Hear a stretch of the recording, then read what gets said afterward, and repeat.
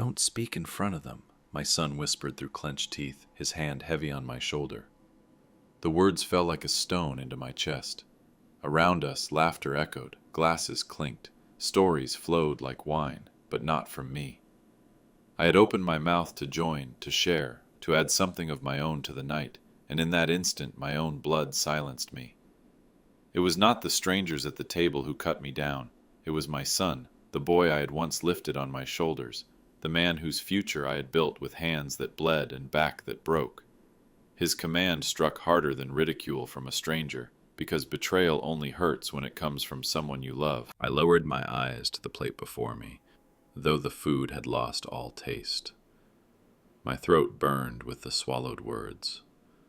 I had learned to remain quiet in many places, on factory floors where bosses barked orders, in courtrooms where men in suits spoke a language of power I could not answer.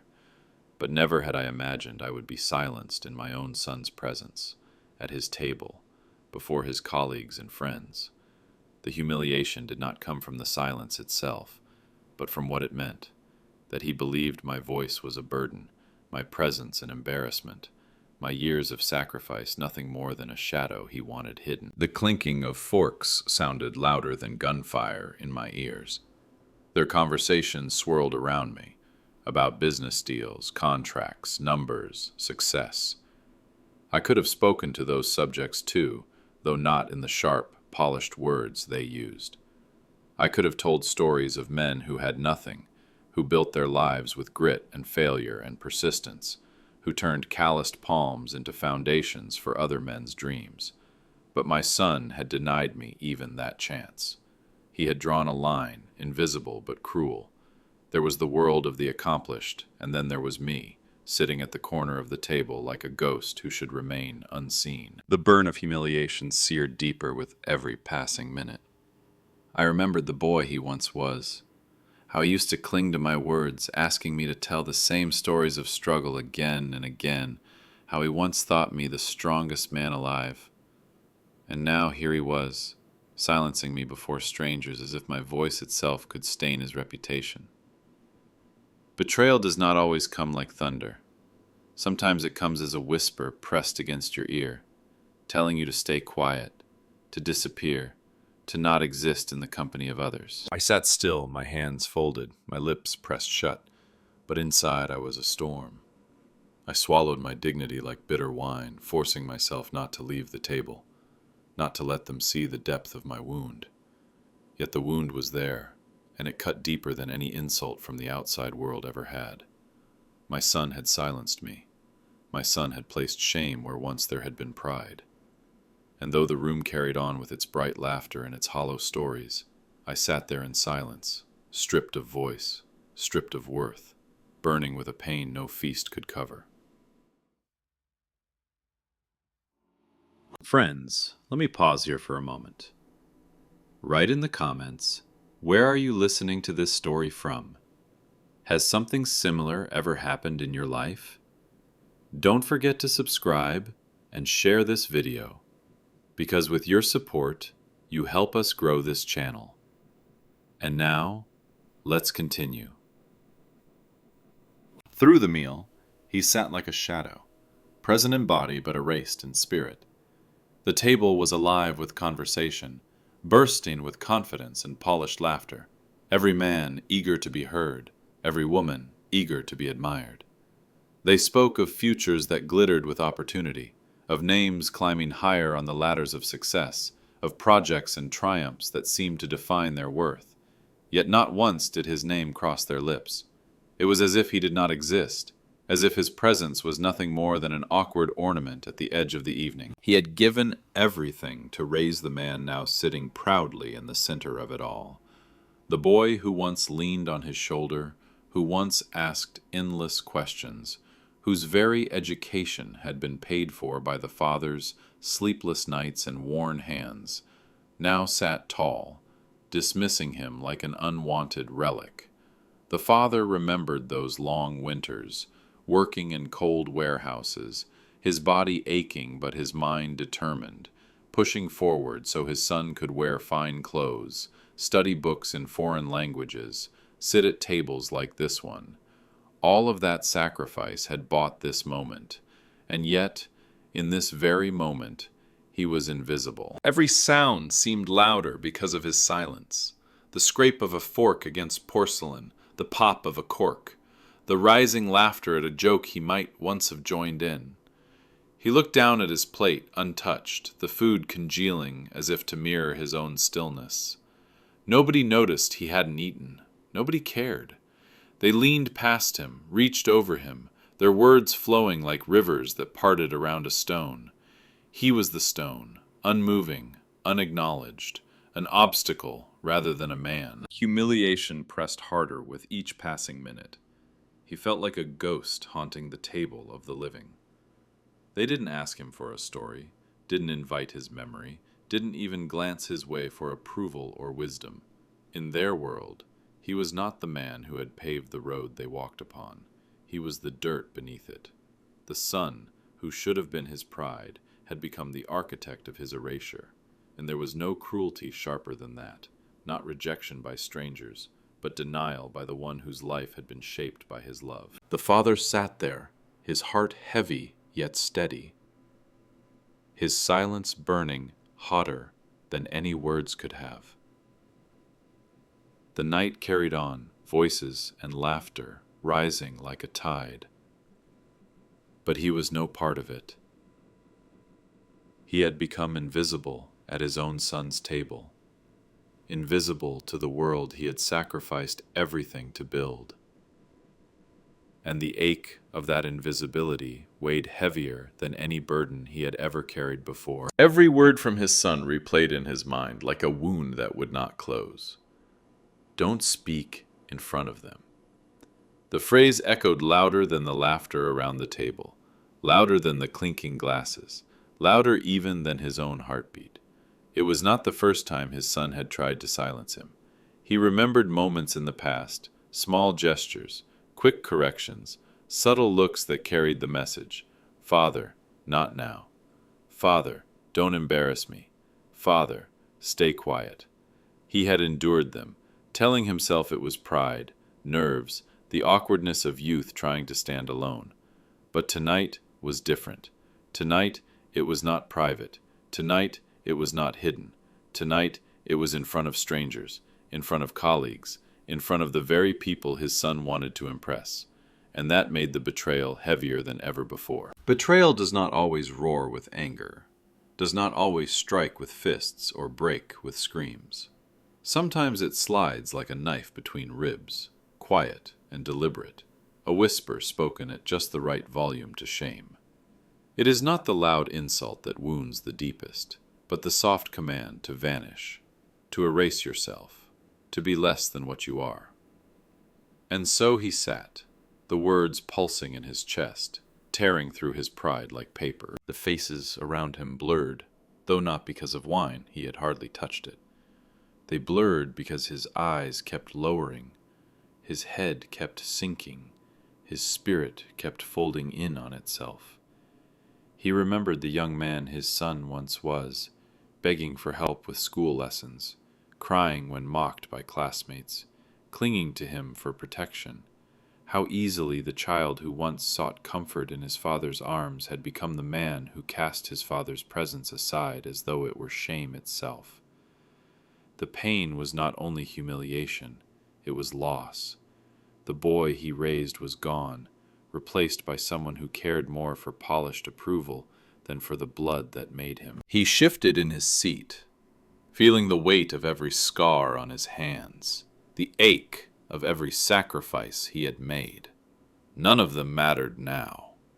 Not the years of hunger, not the nights of exhaustion, not the doors he had forced open for his son's future. To be erased publicly was to feel those sacrifices mocked, as though they had built nothing at all. And yet, in the silence of his heart, anger did not come. What came instead was sorrow. A sorrow so deep it seemed endless, not just for the insult itself, but for the truth it revealed. His son was no longer his son, not in the way a father dreams. He was a man who chose image over blood, pride over gratitude, appearance over truth. And that realization wounded more than the whisper ever could. He remembered nights bent over a workbench lit only by a weak lamp, his eyes straining in the half-light while the rest of the house slept.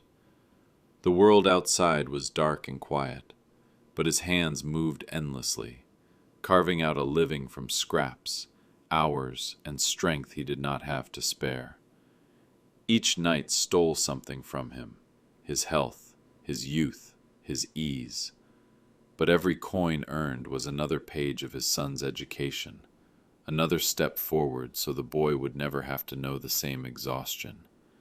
He remembered the way his back throbbed, the way his fingers cramped until they could barely hold a pen, and how he told himself, "It is worth it.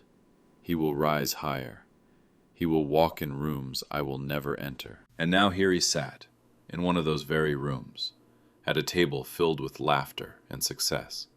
And yet, none of those nights, none of those sacrifices had a voice here. They were not stories told with pride. They were not memories honored. They were erased, as though they had never happened, as though the foundation of his son's triumph had not been laid by the slow erosion of his own body. His silence became its own testimony, heavier than any words he could have spoken.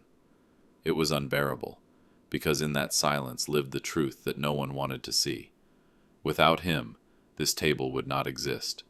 Without him, his son's place among these people would have been empty. Without him, the name that now drew respect would have been just another forgotten one. He could feel it pressing on him, the weight of invisible years. The cough that had never fully left him from nights breathing cold air in unheated workshops, the limp in his step from accidents on floors slick with oil, the hunger that had clawed at his stomach while he saved food for his boy. Each scar on his body was a line in the story no one here would ever hear, because he had been told not to speak it. And so he sat, letting the silence testify, letting the stillness speak louder than the room's laughter. There was a cruel irony in it all, that the very things that built this success, that had given his son the privilege of sitting tall and proud, were the very things buried deepest. Invisibility was not just absence, it was the deliberate refusal of recognition. And that was the sharpest wound of all, to sit among the fruits of one's labor and be treated as though one had never planted a seed. The laughter rose around him like a storm of daggers, each one sharper than the last. They told stories with confident voices, embellishing details, weaving half-truths into tales they believed grand. They spoke of events as if they had lived them, as if their second-hand knowledge was first-hand wisdom. But he had been there. He had walked those roads, bled in those winters, sweated through those summers. He had lived the very history they twisted into entertainment, and yet he was told not to speak. His silence was a prison, and their mockery the echoing chains that bound him tighter with every chuckle. One of them recounted a business struggle, a failure that nearly destroyed him, told with the lightness of a parable, with laughter spilling over, as if hardship were a clever joke. The father clenched his jaw, because he remembered it, not as a story, but as nights of despair, as hunger, as the sound of his son's thin breathing when he had no food to give him.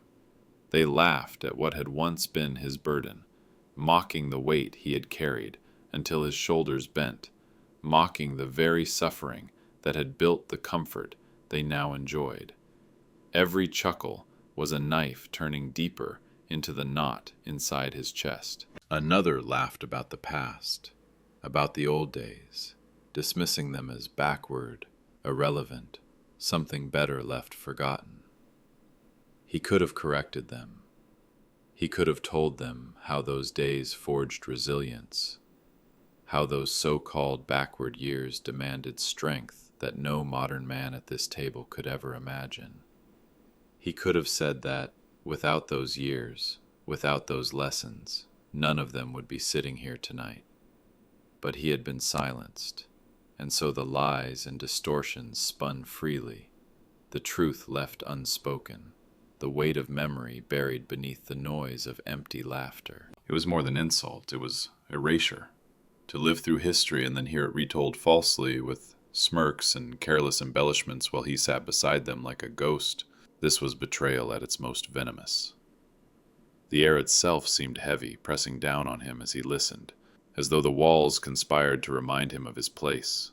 They laughed without glancing at him, without seeking his approval, without even recognizing that the man they ignored was the very witness they pretended to be. The knot in his chest grew tighter with each roar of laughter, each casual mockery, each reminder that he was not invited to speak.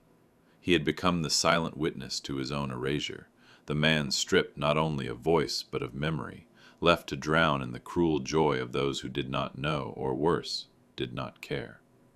And so he sat, his silence burning hotter than fire, as the sound of their laughter carved scars no eye could see, but which would never, ever fade. He looked down at his hands, the same hands that had carried wood in winter, bent metal under heat, written letters in the dark, to beg for one more chance, one more loan, one more day of work. They were not the hands of a man born into wealth. They were scarred, lined, cracked, like old earth that had weathered too many storms. Every mark on his skin was a memory etched deep, the gash from a broken machine belt, the burns from nights in the factory furnace, the calluses from lifting more than his body should have borne. These hands were not soft, not graceful, not made to hold champagne glasses or sign contracts with polished pens. They were hands that had built a life from nothing, hands that had lifted his son into the very seat he now occupied at the head of this table. Yet here they rested quietly, folded in his lap, relics of a life no one wished to remember. Around him the men gestured with smooth palms, unscarred, moving freely as they told their tales and raised their glasses. His hands did not move. They were invisible to the others, and to his son most of all. He remembered how those same hands once guided a small child across the street, held feverish skin against his chest, brushed hair from a tear-streaked face. They had been symbols of strength and safety, once worshipped by a boy who believed no harm could touch him while his father's grip was near. And now, those same hands were dismissed as old, ugly, useless, best kept hidden, like stains on the tablecloth no one wanted to acknowledge. The ache in his chest grew heavier as he stared at them. He thought of the nights when those hands had trembled with exhaustion, still forcing themselves to keep working, because stopping meant hunger, meant failure, meant denying his son the future he deserved. He had trusted that one day these scars would be remembered with gratitude, but gratitude had turned to silence, respect into shame, and all that remained was erasure. The laughter continued around him, bright and hollow, while he sat there with his weathered hands lying still, mute testimonies of sacrifice. They deserved reverence, but received none. They deserved recognition, but were unseen. And in that moment he understood with painful clarity that the foundation he had built was solid enough to hold up his son's pride, but not solid enough to hold space for his own name, his own worth. Though he said nothing, his heart carried a storm that no one at the table could see. Regret swelled first, the regret of years given, of nights spent working when he could have been resting, of opportunities sacrificed so his son might walk where he himself never could. That regret was not for the labor itself, but for the blindness of the one who now reaped its fruits. It was a grief heavier than stone, a grief for the bond that had been severed not by distance or death, but by pride. And under it all, anger stirred, quiet but sharp, not the kind that lashes out, but the kind that burns inward like coal, glowing red in the silence of his chest. He was not angry at the strangers around him. Their arrogance, their hollow stories, their laughter meant nothing. They had not known him. They owed him nothing. But his son, his own flesh, his own blood, he was the wound. The boy who should have been his voice had become his silence. The child, whose first words had once been trusted in his father's hands, now placed a hand upon his shoulder, only to push him back into the shadows.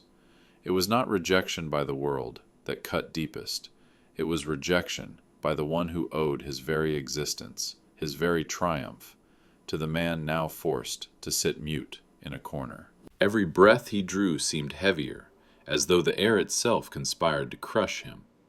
He could hear his own pulse in his ears, steady, relentless, like the drum of a storm building before the sky splits open. In his chest the storm swirled, grief like rain, regret like thunder, anger like lightning, but none of it escaped his lips. He sat in silence, the weight of decades pressing down, the storm gathering strength behind eyes that remained lowered, behind hands that stayed folded, behind a voice that had been forbidden to rise. And yet, within the storm, there was also clarity. Silence was not weakness.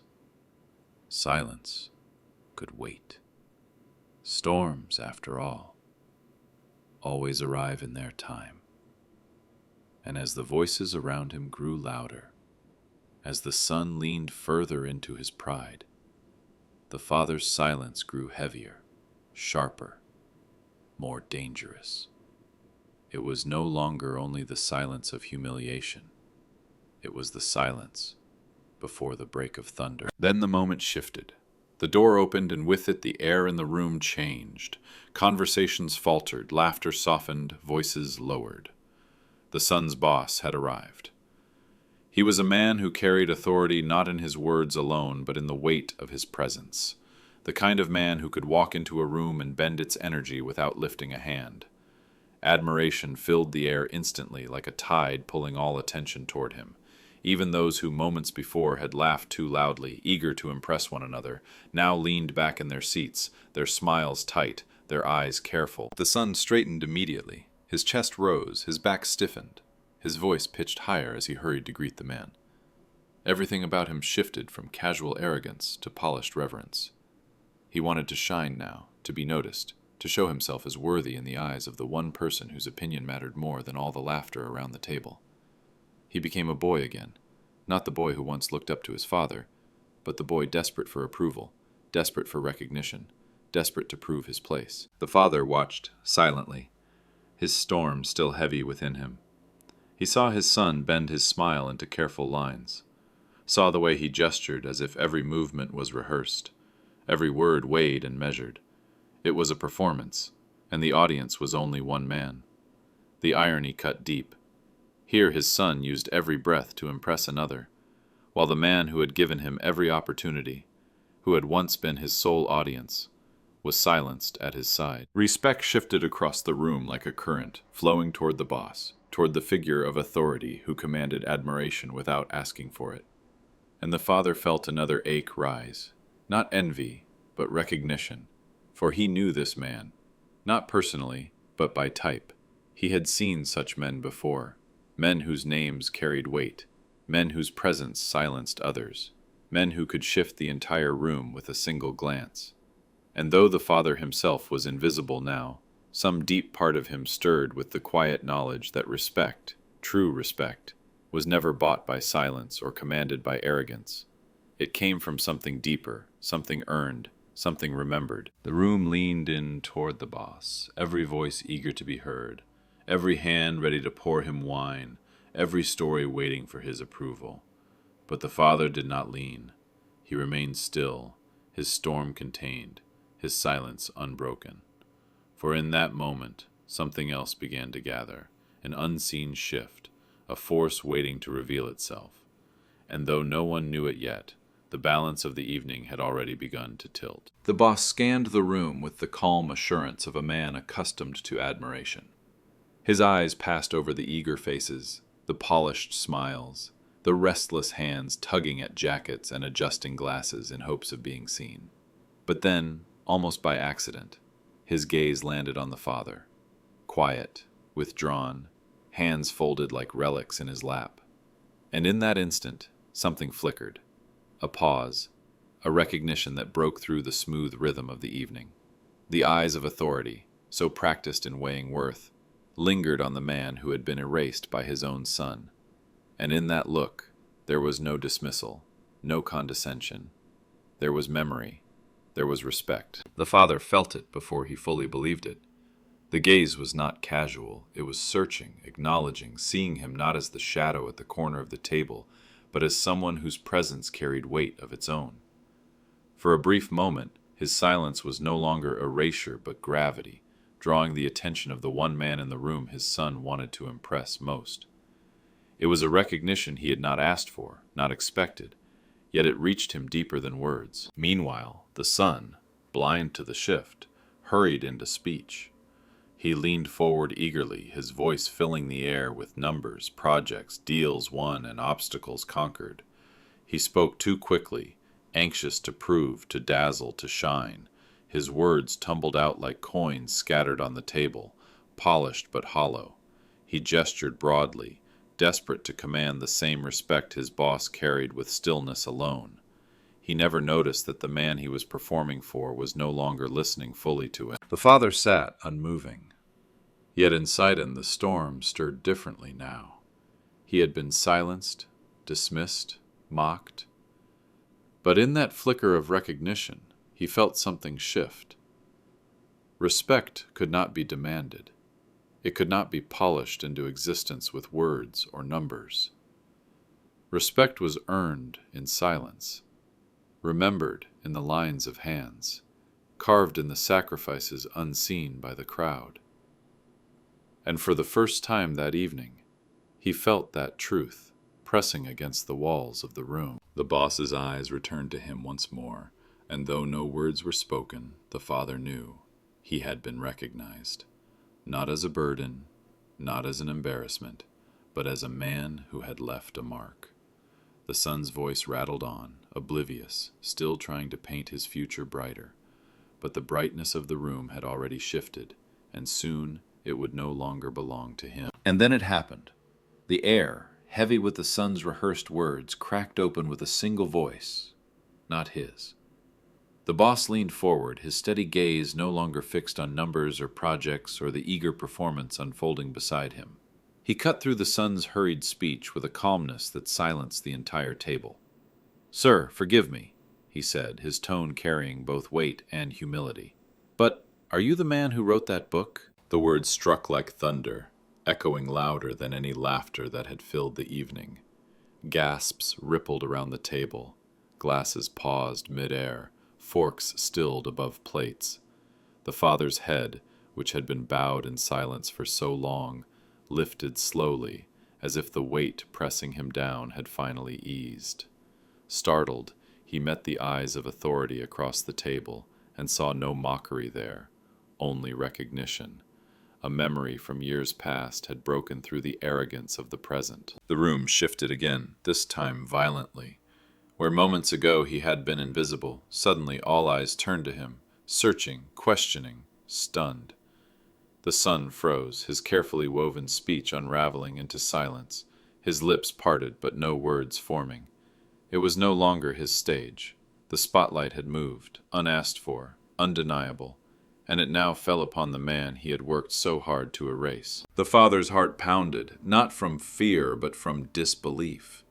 That book, the work of his younger days, written in the quiet hours after labor, scrawled in notebooks while the world slept, published with little fanfare, read by few, had not been forgotten.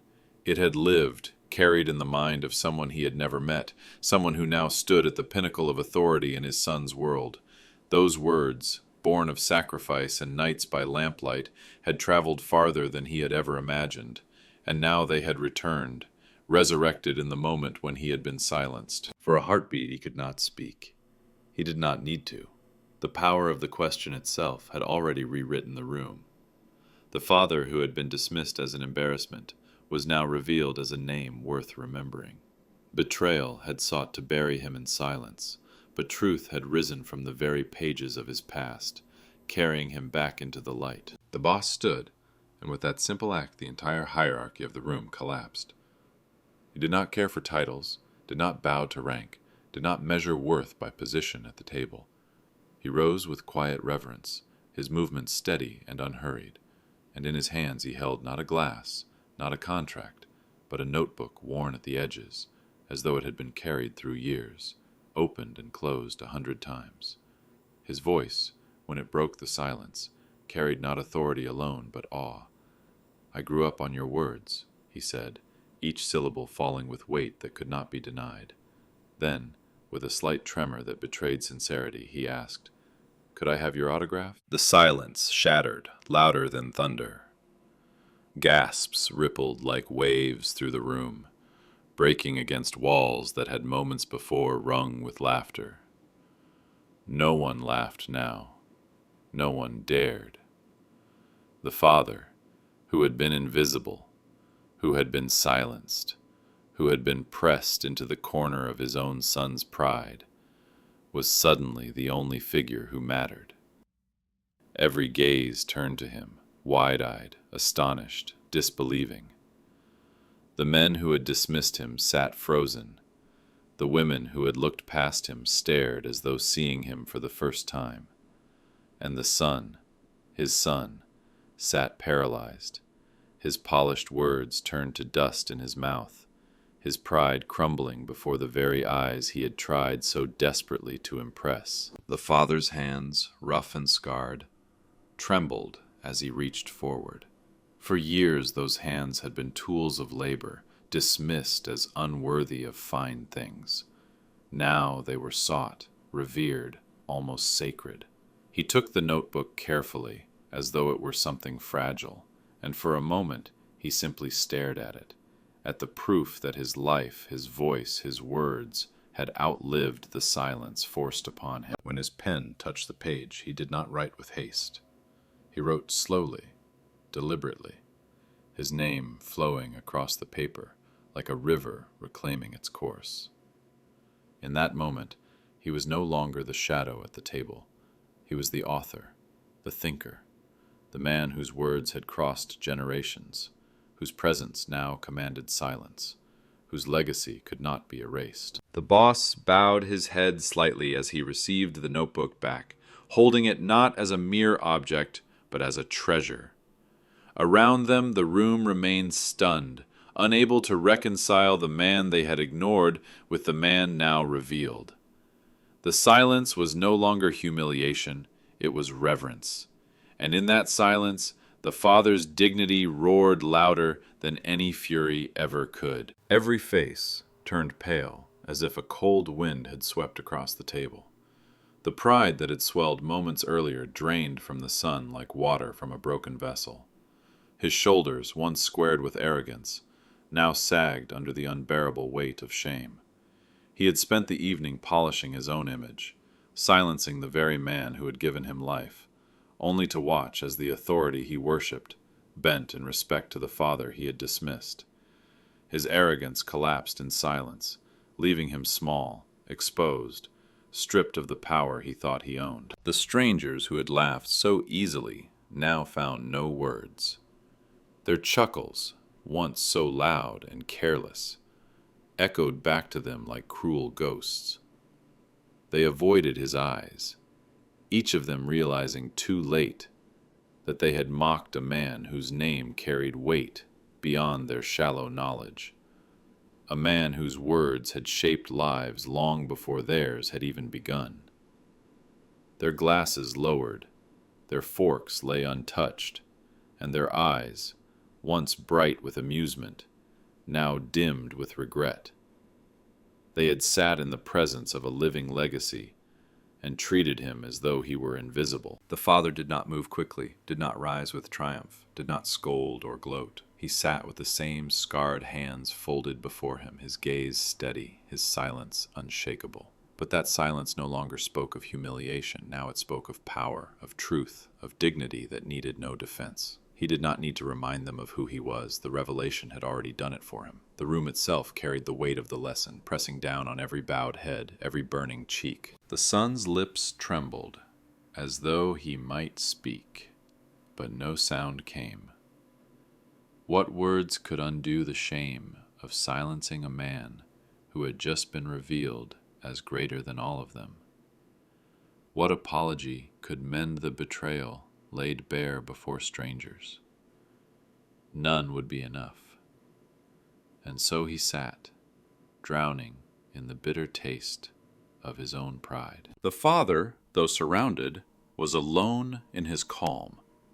He felt the storm within him settle, not because the wound was healed, but because justice had spoken in a voice stronger than his own.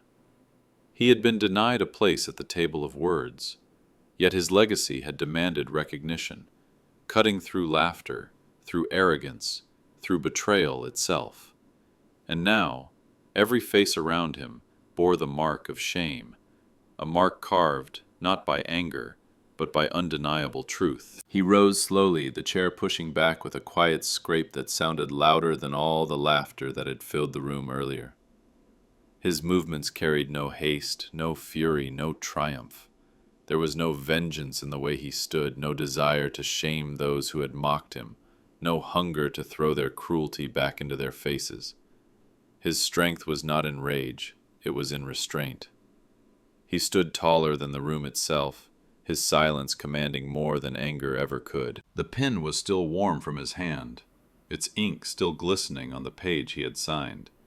He lifted it once more, not as a weapon, but as a seal, a mark of calm dignity. His name written there was not merely letters, it was decades of sacrifice, years of struggle, nights of work that no one had seen. It was the weight of his entire life, pressed into a signature that could not be erased. He returned the pen with a simple nod, an act so unassuming, yet so powerful that the air seemed to tremble with it. Justice that night did not roar. It did not come dressed in shouts or in accusations.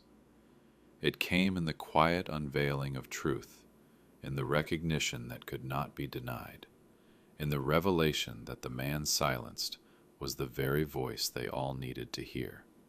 It came like a whisper, soft but heavy, settling into the hearts of every person at that table, leaving them exposed to themselves. The son could not lift his eyes.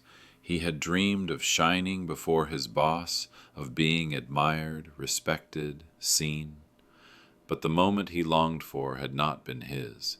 It had belonged to the man he tried to silence. His father's dignity, unshaken by insult, had spoken louder than all his boasting. It was not rage that broke him. It was the quiet, steady truth that he had failed, not only as a son, but as a man. And the father, standing with calm composure, needed nothing more. He had no words to throw, no fury to unleash, because justice had already arrived. It lived not in vengeance, but in the undeniable weight of revelation. His silence was no longer erasure, it was vindication. He said nothing more. Words were no longer necessary, for everything that needed to be spoken had already been carved into the air, undeniable and permanent. His silence became his crown, invisible yet radiant, resting upon him with a weight no insult could topple. Around the table, voices that had once been so loud now faltered, stumbling into apologies that trembled like broken glass. Faces flushed red with shame, hands fidgeted with glasses and napkins, eyes darted anywhere but toward his. Yet he did not look at them. He did not require their apologies. He did not crave their remorse. His worth had already been declared, and not by them. The highest voice in the room had spoken, not in flattery, not in politeness, but in reverence. The boss, the figure they had all bent toward, had bowed before the truth of his legacy. No one could deny it now. The book they had never read, the name they had never spoken, the man they had never seen, all of it stood revealed in the silence he carried like armor. It was not anger that made the room tremble. It was the dignity of a man who had nothing left to prove. His son shifted in his seat, shrinking under the weight of his own shame. He wanted to reach out, to speak, to mend, but the gulf was too wide. What words could a son offer after silencing his father only to watch the world rise in recognition of him? No apology could bridge that wound. The son's pride had been built on a foundation he thought belonged to himself, and tonight that illusion had shattered. He sat a boy again, small before the towering silence of the man beside him. The father lifted his glass, not to toast, not to command, but simply to drink. Even that gesture carried weight, as though every movement confirmed what the room already knew. His dignity was beyond their reach, untouchable, unbreakable. He did not need to shout, he did not need to gloat. The silence that wrapped around him was greater than any speech, greater than any applause. It was the kind of silence that endures long after words are forgotten, the kind that leaves a mark no one can erase. The feast before him remained untouched, yet he was full. Not with food, but with the quiet satisfaction of justice fulfilled. Not by fury, but by truth. His name had spoken for itself. His work had carried his voice across years and into this very moment. And now his silence carried more power than their entire chorus of laughter ever had. Years later, when the stories of that night were told, no one remembered the taste of the meal, nor the price of the wine, nor the number spoken with such urgency at the table. The business deals, so proudly paraded by men desperate for approval, faded into dust. The laughter that had once filled the air was forgotten, as fleeting as smoke. Even the son's carefully rehearsed words dissolved into nothingness, carried away by the very silence he had tried to impose. What endured was not the feast, not the conversations, not even the boss himself. What endured was the presence of the silent man, once told not to speak, once treated as invisible, who became the only name worth remembering. They spoke of him differently now, not as a guest, not as a burden, not as a man to be hushed and hidden. They spoke of him with reverence, as one speaks of those who leave behind something greater than themselves. His words, written long before that night, had carried across years, and in that room they had risen again, demanding respect without his asking. His legacy did not roar with fury, nor beg for recognition. It simply stood, undeniable, in the truth that could not be buried. His life had weight, his sacrifices had meaning, and his silence had spoken louder than all their voices combined. The son, for the rest of his life, carried the memory of that night as both wound and lesson. He remembered how his pride collapsed, how his arrogance drained, how shame scorched him under the gaze of every witness present. And though he tried to rebuild, though he sought forgiveness in stumbling words, he could never erase what had been revealed, that his father was not the shadow he had believed, but the foundation upon which his entire life had been built. Blood alone had not earned him the right to dismiss the man who gave it. Respect, he learned too late, is not inherited. It is granted by deeds, by character, by truth that withstands the years. And the father? He never raised his voice, never demanded apologies, never sought vengeance. He lived the remainder of his days with the same quiet dignity that had carried him through that night.